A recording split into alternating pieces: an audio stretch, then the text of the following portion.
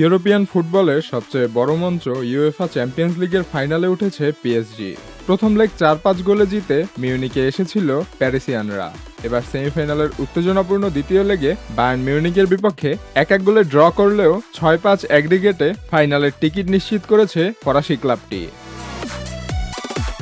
আগের লেগের গোল বন্যার পর এই ম্যাচের শুরুটাও ছিল দারুণ থ্রিলিং। মাত্র ৩ মিনিটেই এগিয়ে যায় পিএসজি। ম্যাচের প্রথম গোলটিই করেন উসমান ডেমবেলে।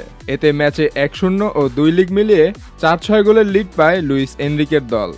এরপরই প্রথমার্ধে একাধিক বিতর্কিত রেফারিং সিদ্ধান্ত নিয়ে ক্ষুব্ধ ছিল বায়ার্ন শিবির। বিশেষ করে একটি হ্যান্ডবল সিচুয়েশন নিয়ে তীব্র আপত্তি জানায় তারা।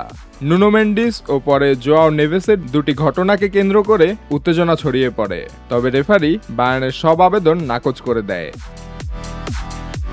প্রথমার্ধের শেষ দিকে বায়ার্নের হয়ে হ্যারি কেন ও লুইস দিয়াজ বেশ কয়েকটি সুযোগ তৈরি করলেও পিএসজির রক্ষণভাগ এবং গোলরক্ষক মাতভেই সাফন্ত দৃঢ় অবস্থানে ছিলেন।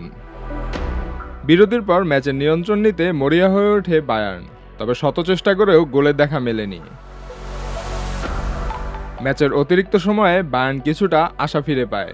ইনজুরি টাইমে হ্যারি কেন গোল করলে ম্যাচে সমতা আনেন, তবে দ্বিতীয় গোল আর না পাওয়ায় তাদের বিদায় নিশ্চিত হয়ে যায়। সব নাটকীয়তা শেষে শেষ হাসি আসে পিএসজি।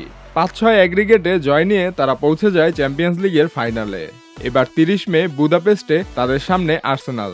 গানার্সরা ২০০৫-৬ মৌসুমের পর প্রথমবারের মতো ইউরোপের সর্বোচ্চ পর্যায়ের ফাইনালে উঠেছে।